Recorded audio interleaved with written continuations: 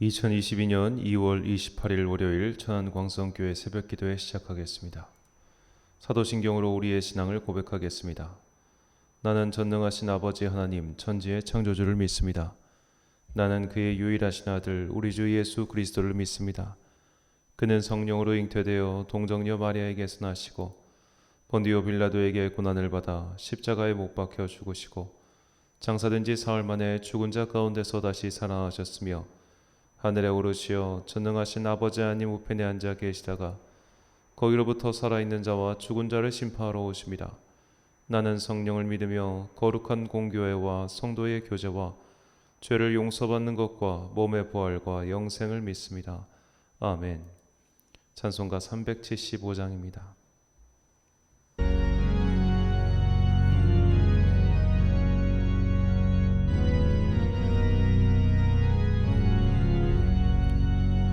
나는 갈 길 모르니 주여 인도하소서. 어디 가야 좋을지 나를 인도하소서. 어디 가야 좋을지 나를 인도하소서. 아무것도 모르니 나를 가르치소서. 어찌해야 좋을지 지소서. 어찌해야 좋을지 나를 가르치소서. 아이같이 어리니 나를 도와주소서. 힘이 없고 약하니 나를 도와주소서. 힘도 없고 약하니 나를 도와주소서. 마음심이 슬프니 나를 위로하소서. 의지 없이 다니니 나를 위로하소서. 의지 없이 다니니 나를 위로하소서. 아멘.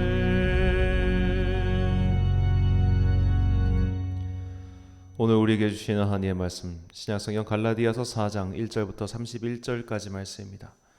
갈라디아서 4장 1절부터 43절까지의 말씀. 이제 봉독하겠습니다. 하나님의 말씀을 경청하십시오. 내가 또 말합니다. 유업을 이룰 사람은 모든 것의 주인이지만 어릴 때에는 종과 다름이 없고 아버지가 정해놓은 그때까지는 보호자와 관리인의 지배 아래에 있습니다. 이와 같이 우리도 어릴 때는 세상의 유치한 교훈 아래에서 종노릇을 하였습니다. 그러나 기한이 찼을 때 하나님께서는 자기 아들을 보내셔서 여자에게서 나게 하시고 또한 율법 아래에 놓이게 하셨습니다. 그것은 율법 아래에 있는 사람들을 속량하시고 우리로 하여금 자녀의 자격을 얻게 하시려는 것이었습니다. 그런데 여러분은 자녀이므로 하나님께서 그 아들의 영을 우리의 마음에 보내주셔서 우리가 하나님을 아빠 아버지라고 부를 수 있게 하셨습니다. 그러므로 여러분 각 사람은 이제 종이 아니라 자녀입니다. 자녀이면 하나님께서 세워주신 상속자이기도 합니다. 그런데 전에는 여러분이 하나님을 알지 못해서 본디 하나님이 아닌 것들에게 종노릇을 하였지만 지금은 여러분이 하나님을 알 뿐만 아니라 하나님께서 여러분을 알아주셨습니다. 그런데 어찌하여 그 무력하고 천하고 유치한 교훈으로 되돌아가서 또다시 그것들에게 종노릇하려고 합니까?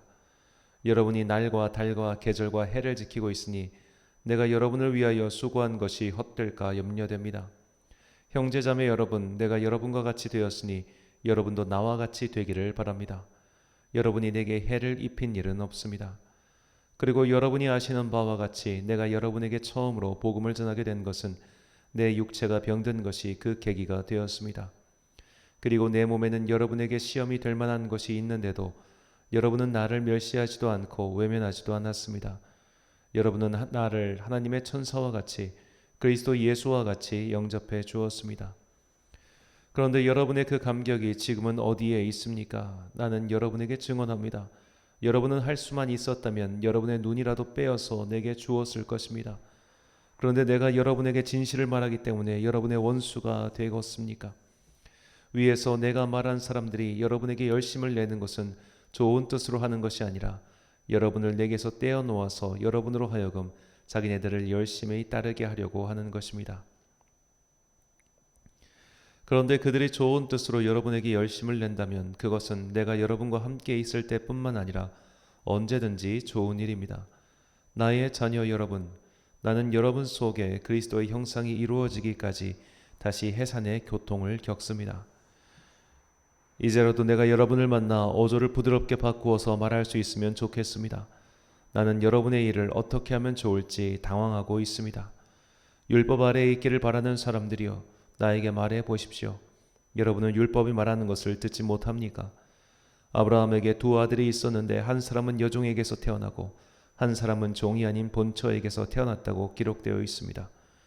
여종에게서 난 아들은 육신을 따라 태어났고 본처에게서 난 아들은 약속을 따라 태어났습니다. 이것은 비유로 표현한 것입니다. 그 두 여자는 두 가지 언약을 가리킵니다. 한 사람은 시내산에서 나서 종이 될 사람을 낳은 하갈입니다. 하갈이라 하는 것은 아라비아에 있는 시내산을 뜻하는데 지금의 예루살렘에 해당합니다. 지금의 예루살렘은 그 주민과 함께 종 노릇을 하고 있습니다. 그러나 하늘에 있는 예루살렘은 종이 아닌 여자이며 우리의 어머니입니다. 성경에 기록하기를 아이를 낳지 못하는 여자여 즐거워하여라. 해산의 고통을 모르는 여자여 소리를 높여 외쳐라. 홀로 사는 여자의 자녀가 남편을 둔 여자의 자녀보다 더 많을 것이다 하였습니다. 형제자매 여러분, 여러분은 이삭과 같이 약속의 자녀들입니다. 그러나 그때 육신을 따라 난 사람이 성령을 따라 난 사람을 박해한 것과 같이 지금도 그러합니다. 그런데 성경은 무엇이라고 말합니까? 여종과 그 아들을 내쫓아라. 여종의 아들은 절대로 종이 아닌 본처의 아들과 함께 유업을 받지 못할 것이다 하였습니다. 그러므로 형제자매 여러분, 우리는 여종의 자녀가 아니라 자유를 가진 여자의 자녀입니다. 아멘. 길이 막혔을 때란 제목으로 하나님의 말씀 선포하겠습니다. 출애굽한 이스라엘 민족이 모압 땅에 이르렀을 때의 일입니다. 모압의 왕 발락은 자신들의 힘만으로는 이스라엘 민족을 막을 수 없다고 판단하여 신적인 힘을 빌어 이스라엘 민족을 물리치고자 당대의 유명한 선지자인 발람을 초청하여 위기를 극복하고자 합니다. 하지만 하나님을 알고 있었던 발람은 이 발락 왕의 초청을 거부하죠. 하지만 재차 더 많은 돈을 들고 발람을 회유하니 발람은 그 회유에 흔들리고 말았습니다. 그래서 하나님께서 기뻐하시지 않는 길을 택하고 맙니다. 발람은 자신의 당나귀를 타고 여정을 떠나는데 양쪽에 담이 있는 포도원 길을 지나가고 있었습니다. 그때 여호와의 천사가 길을 가로막고 있었고 발람의 눈에는 보이지 않았지만 당나귀의 눈에는 그것이 보였습니다. 그래서 당나귀가 길에서 벗어나 다른 길을 가려고 했지만 담벼락에 막혀 있으니 갈 수가 없었고 결국 그 담벼락에 발람의 다리가 부딪히고 말죠. 발람은 나귀가 이상한 짓을 하자 채찍으로 때렸고 마침내 나귀는 여호와의 천사 앞까지 도착하자 아예 엎드려 버리고 맙니다. 발람은 나귀가 자신을 살리려고 이렇게 하는 것도 모른 채 이제는 지팡이로 나귀를 때리기 시작합니다. 이때 나귀의 입이 열리고 하나님께서 발람의 눈을 열어주신 이후 발람은 나귀가 자신을 살리기 위해 이렇게 행동했다는 것을 알게 됩니다. 이 발람의 나귀의 일화를 통해 우리는 한 가지 진실을 배울 수 있습니다. 뭔가 길이 막히거나 뜻대로 되지 않을 때에는 안 되는 이유가 있다는 겁니다. 그리고 이런 일은 하나님을 사랑하는 사람들 그리고 하나님께서 사랑하시는 사람들에게 더 자주 일어납니다. 바울이 두 번째 선교를 떠날 때 일입니다. 예루살렘에서 이방인들의 전도에 대한 규범이 정해졌습니다. 그 규범이란 이방인들은 유대인들처럼 엄격한 구약의 정결 예식을 따를 필요가 없다는 것이었습니다. 바울과 바나바는 기쁜 마음으로 이 소식을 전하러 출발하였지만 이 둘의 행선지가 갈립니다. 바나바는 바울과 함께 갔었던 1차 선교지를 다시 방문하길 원했고 바울은 육로를 따라 새로운 길을 개척하기 원했습니다. 그래서 이 둘은 각각 목적지로 따로 출발하죠. 바울은 당시 로마의 행정구역상 아시아라 불리는 곳으로 가려고 했습니다. 자, 이곳은 오늘날 터키 일대로 이 세계사 교과서 등을 보면 소아시아 또는 미크로아시아라고 말하기도 하며 보통은 아나톨리아 지방이라고 부르기도 합니다. 그런데 어떤 이유에서인지 이 아시아의 길이 막혔고 바울 일행은 갈라디아 지역에서 말씀을 전하게 되었습니다. 여기 아시아로 가려고 했는데 여기가 막혀가지고 이쪽 갈라디아로 가게 되었다는 말입니다. 자, 사도행전 16장 6절과 7절 말씀입니다. 성령이 아시아에서 말씀을 전하지 못하게 하시거늘 그들이 부르기아와 갈라디아 지땅으로 다녀가 무시아 앞에 이르러 비두니아로 가고자 했을 때 예수의 영이 허락하지 아니하시는지라. 아멘. 바울은 어떻게 해서든 이 아나톨리아 지역에서 선교 활동을 하고 싶었습니다. 그런데 성령님께서 번번이 그 길을 막으시죠. 사도행전에는 그 이유가 한 가지만 나옵니다. 바울을 마게도냐 지방으로 보내고자 하는 하나님의 뜻이었습니다. 자, 그리고 오늘 본문에서 하나님께서 아시아 선교를 막으셨던 두 번째 이유가 나옵니다. 본문 3절과 4절 말씀. 내가 처음에 육체의 약함으로 말미암아 너희에게 복음을 전한 것을 너희가 아는 바라. 너희를 시험하는 것이 내 육체에 있으되 이것을 너희가 업신여기지도 아니하며 버리지도 아니하고 오직 나를 하나님의 천사와 같이 또는 그리스도 예수와 같이 영접하였도다. 아멘. 자, 이 고린도 후서를 할 때 말씀을 드렸지만 바울은 육체의 가시라고 밝힌 지병 같은 것이 있었습니다. 그 지병이 구체적으로 무엇이었는지는 모르겠지만 학자들은 대략 간질이 아니었을까 추측한다고 또한 말씀드렸죠. 이 간질이란 질병은 평소에는 멀쩡하다가 갑자기 발작이 일어납니다. 그래서 고대인들은 이 질병의 연원이 신적 존재로부터 기원한다고 생각했습니다. 바울은 아마도 간질이 발병해서 아시아 지역의 선교가 원활하지 않게 되었을 것이라 이 본문을 바탕으로 추측할 수 있습니다. 그러자 갈라디아 지방에서 잠시 선교 활동을 우회적으로 펼쳤고 이렇게 해서 갈라디아 지방의 그리스도인들과 바울의 인연이 시작된 것이죠. 그러므로 하나님께서 바울의 아나톨리아 지방의 선교를 막으신 것은 먼저는 갈라디아 지방의 선교를 위해서였고 둘째는 마게도냐 지방의 복음 전도를 위해서였음을 알 수 있었습니다. 그리고 이 선교의 방향을 돌리시기 위해 택하신 방법이 바로 바울의 질병이었던 것이죠. 여기서 한 가지 의문이 생깁니다. 굳이 아나톨리아 지방의 선교가 아닌 갈라디아 지방으로 그를 돌릴 생각이셨다면 처음부터 바울에게 그 뜻을 보여주시면 자, 야, 너 여기 아시아 가지 말고 너 저쪽 갈라디아 지방으로 가라 이렇게 말씀하시면 될 것을 굳이 바울의 지병을 건드리셔서 그를 괴롭게 하신 이유가 무엇일까요? 이것은 갈라디아 사람들에게 그리스도의 참된 도를 가르쳐 주시기 위함이었습니다. 갈라디아 사람들 앞에 선 바울은 병약자의 모습이었습니다. 바울은 갈라디아 사람들이 자신을 업신여기지도 않고 버리지도 아니하였다라고 본문에서 이야기하죠. 이 헬라어 원문은 굉장히 직설적인데 버리다라고 번역한 헬라어의 뜻이 침을 뱉다는 뜻입니다. 성경에서 여기만 딱 사용한 단어죠. 그만큼 간질이라는 질병은 누군가에게는 굉장히 혐오스러운 병이기도 했습니다. 갑자기 사람이 부들부들 떠니 그 모습이 좋아 보일 리가 만무하겠죠. 우리는 여기서 바울이 그리스도의 대행자로서 그 역할을 감당했다는 것을 알 수 있습니다. 우리의 주님이신 예수님께서는 유대인들이 혐오하는 나무에 달려 죽으신 분이기 때문이죠. 고린도전서 1장 23절 말씀입니다. 우리는 십자가에 못 박힌 그리스도를 전하니 유대인에게는 거리끼는 것이요 이방인에게는 미련한 것이로되. 아멘. 자, 그리스도의 복음은 이 간질에 걸린 바울의 모습처럼 세상의 관점에서 볼 때 환영받을 만한 것이 아닙니다. 흠모할 만한 것도 아니죠. 그것은 오히려 멸시와 조롱의 대상입니다. 그러나 그 진리의 빛 안으로 들어오면 모든 것이 반전됩니다. 빛이라고 여겼던 것이 어둠이었고 어둠이라고 여겼던 것이 빛이었다는 반전의 진리를 우리는 하나님 나라 안에서 발견할 수 있습니다. 약한 것이 강한 것이 되고 강한 것이 쓸모없는 것이 되는 이 세상이 바로 하나님 나라의 본 모습이죠. 하나님께서는 살아계실 적 예수님을 보지 못했던 갈라디아 사람들에게 바울의 병약하고 혐오스러운 모습을 통하여 진리를 보여주신 겁니다.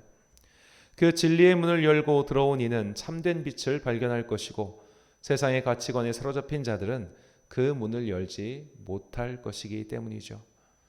이처럼 하나님께서 바울이 처음 생각한 길을 막으시고 또한 바울의 질병을 드러내신 이유는 바울이 생각하지도 못한 이 하나님 나라의 비밀스러운 일들을 이루기 위함이셨습니다. 우리는 발람의 나귀 사건이나 바울의 행적을 통해 이런 믿음의 진리를 발견할 수 있습니다. 길이 막힐 때에는 이유가 있다는 겁니다. 생각대로 일이 풀리지 않을 때는 분명히 다른 이유가 있습니다.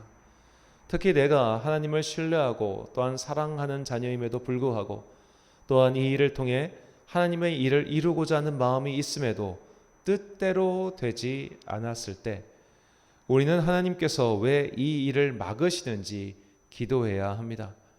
그리고 설령 내 계획이 수포로 돌아갈지라도 하나님께서는 분명히 내가 생각하지 못한 일을 계획해 놓으셨음을 믿고 실망하거나 좌절하지 말아야 합니다. 하나님께서는 바울의 질병도 사용하셔서 복음의 길을 열어주셨습니다. 이와 같이 우리의 약함과 실패조차도 사용하시는 주님께서는 이것을 통하여 더 놀라운 일을 이루어 가실 것입니다. 자, 우리는 이 19세기 로버트 토마스 선교사의 이야기를 잘 알고 있습니다. 영국 웨일즈 출신인 토마스 선교사는 원래 처음에 중국 선교가 그의 목적지였습니다.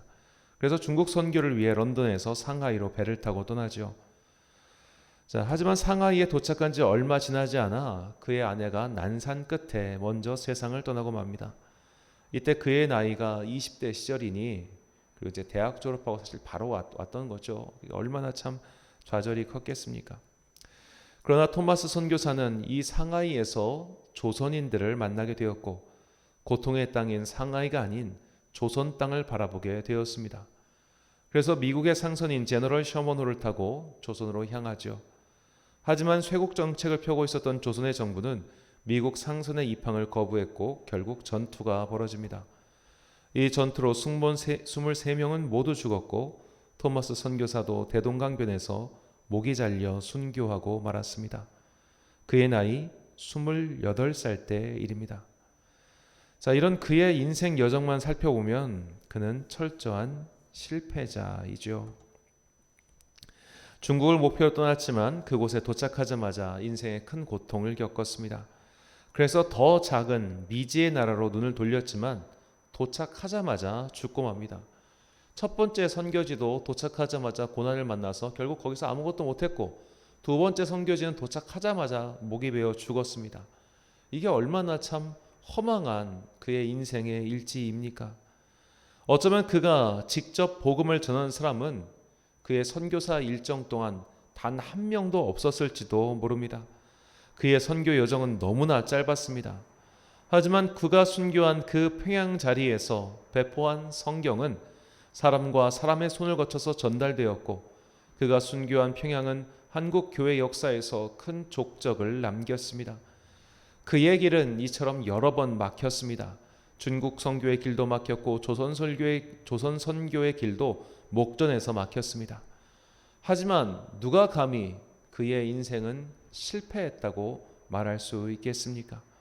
그의 인생도 실패가 아니었고 그의 선교도 실패가 아니었습니다. 하나님께서 그 순교의 피 위에 교회를 세우셨습니다. 이것이 오늘 우리에게 주시는 주님의 메시지입니다. 길이 막힐 수 있습니다. 열심히 해봤지만 실패로 귀결될 수도 있습니다.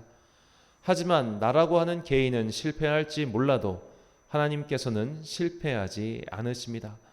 나의 일은 막힐 수 있지만 하나님 나라의 일은 거침도 없고 막힘도 없습니다.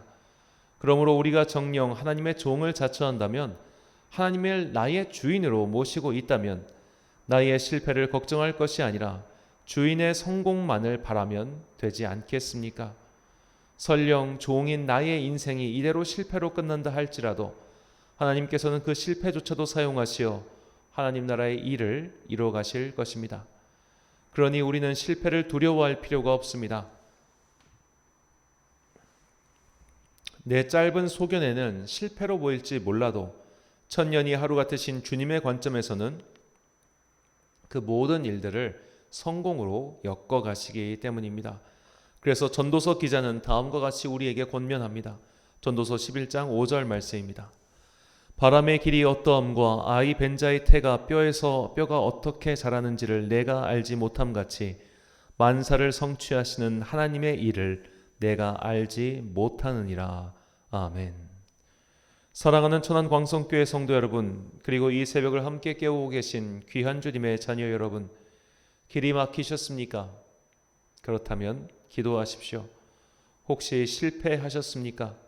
너무 좌절하지 마십시오. 하나님께서 길을 막으셨다면 그 이유가 있을 것이며, 하나님께서 우리를 실패의 자리에 놔두셨다면 그 이유 또한 있을 겁니다. 결국 우리를 기다리고 있는 것은 최종적인 궁극적인 승리라는 것을 잊지 마십시오. 하나님께서 반드시 그것을 이루실 것이기 때문입니다. 내가 그 살아있는 동안 그 최종 승리를 보는 것과 못 보는 것은 사실 중요한 일이 아닙니다. 내가 그 성공의 과실을 먹고 안 먹고는 부차적인 일이죠. 우리가 정녕 한 알의 미랄이 되어 썩어지는 것을 당연하게 생각하는 성도라면 우리는 자신의 성공과 실패에 일이 일비하지 않고 하나님 나라의 일이 이루어지는 것만을 바라게 될 것입니다. 주님은 성공도 실패로 바꾸실 수 있고 실패 또한 성공으로 바꾸실 수 있습니다. 종이 실패해도 주인이 성공하면 종은 그 몫을 다한 겁니다. 소규모 전투에서 패배해도 큰 전쟁에서 승리한다면 지금 이 소규모 전투의 패배는 승리를 위한 밑거름입니다. 내가 영광과 열매를 취해야 한다는 생각을 버리면, 그리고 오직 주님만이 모든 영광을 받으시길 바라는 믿음이 있다면 우리는 인생의 실패와 막힘에 좌절하지 않고 끝까지 주님을 믿고 이 시련을 견딜 수 있게 될 것입니다. 주님을 진정 나의 주인으로 모시고 그분의 영광과 승리만을 바라는 진정한 주님 나라의 백성들이 되시길 예수님의 이름으로 축원합니다. 기도하겠습니다. 사랑과 은혜가 충만하신 아버지 하나님, 우리는 하나님을 나의 주인으로 모신다고 고백하면서도 주인의 승리와 영광보다 나의 승리와 영광을 더욱 바랬습니다. 그래서 길이 막히면 불평하였고 실패하면 원망하였습니다. 이제는 길이 막혀도 원망하지 않겠습니다. 실패해도 좌절하지 않겠습니다. 나의 생명과 죽음이 모두 주님께 있음을 고백하고 오로지 주님의 도구가 되어 살겠다고 결단할 수 있는 그런 높은 믿음을 주옵소서. 주님께서 나를 사용하시다가 혹시 내가 망가질까 봐 염려하는 자가 아니라 나는 어찌 되어도 상관없이 마음껏 사용하옵소서라고 진정으로 고백할 수 있는 주의 도구가 되게 하옵소서.